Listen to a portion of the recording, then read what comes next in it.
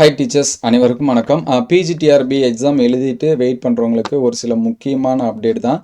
என்னென்னா, கூடுதல் பிஜி பணியிடங்கள் நிரப்ப தேர்வர்கள் எதிர்பார்ப்பு, டிஆர்பி நடவடிக்கை எடுக்குமா அப்படின்னு சொல்லிட்டு நியூஸ் பேப்பர் கட்டி கொடுத்துருக்காங்க. இது வந்து ஜனவரி 31 வந்த நியூஸ் சரிங்களா. மதுரை அந்த பப்ளிஷில் வந்திருக்கு. ஸோ இதில் பார்த்தீங்கன்னா, கடந்த டிசம்பர் 2025 நமக்கு எக்ஸாம்ஸ் எல்லாமே முடிஞ்சிருச்சு. ப்ரொவிஷன் செலெக்ஷன் லிஸ்ட்டுமே விட்டுட்டாங்க. எவ்வளோ வேக்கன்னா 1996 போஸ்ட்டு. ஸோ ஒவ்வொரு டைமும் பார்த்தீங்கன்னா, பிஜிடிஆர்பி அப்போ கால்ஃபர் பண்ணுறது ஒரு போஸ்ட்டாக இருக்கும். அதுக்கப்புறம் பார்த்தீங்கன்னா, கொஞ்சம் போஸ்ட் வந்து இன்க்ரீஸ் பண்ணி கொடுப்பாங்க. இது வந்து எப்பயுமே நடக்கிறது. ஆனால் உதாரணத்துக்கும் இயர் கொடுத்துருக்காங்க. ஸோ 2021 கூட பார்த்தீங்கன்னா 2207 போஸ்ட் வந்து அறிவிப்பு வந்துச்சு.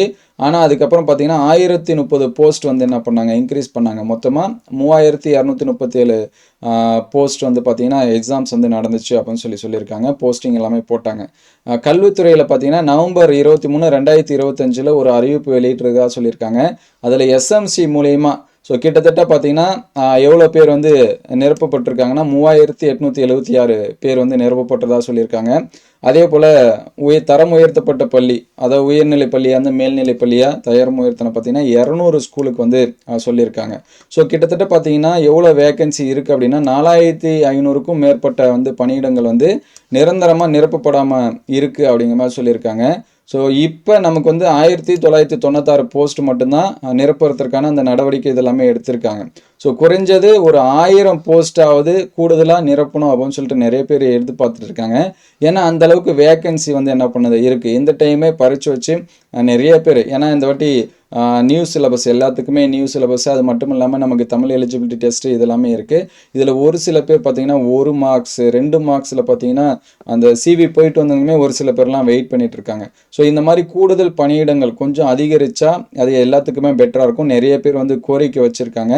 இதில் தமிழக அரசு டிஆர்பி கூடுதல் நடவடிக்கை எடுத்து காத்திருக்கக்கூடிய பட்டியலில் இருக்காங்க. பிறகு அடுத்தடுத்து இருக்கக்கூடிய மதிப்பெண்கள் இருக்கிறவங்களுக்கு வாய்ப்பு கொடுக்கணும் அப்படிங்கிறது நிறைய பேர் எதிர்பார்த்துருக்காங்க அப்படின்னு சொல்லிட்டு இந்த பேப்பரில் வந்து கொடுத்துருக்காங்க. ஸோ எல்லாருடைய கோரிக்கை அதுதான், வேக்கன்சி இருக்குது, கொஞ்சம் இன்க்ரீஸ் பண்ணி கொடுங்க அப்படின்னு சொல்லிட்டு நிறைய பேர் செகண்ட் சிவி லிஸ்ட்டு வருமா இந்த மாதிரிலாமே கேட்டுட்ருக்கீங்க.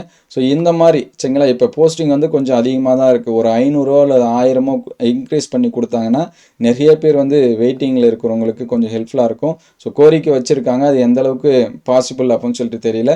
அடுத்தடுத்து அப்டேட்டட் நியூஸ் வந்துச்சுன்னா உடனே அப்டேட் பண்ணுவோம். உங்களுக்கு ஏதாவது டவுட்னா கமெண்ட் பண்ணுங்கள். ஸோ இன்க்ரீஸ் பண்ணால் எல்லாத்துக்குமே நல்லாயிருக்கும். So thank you all.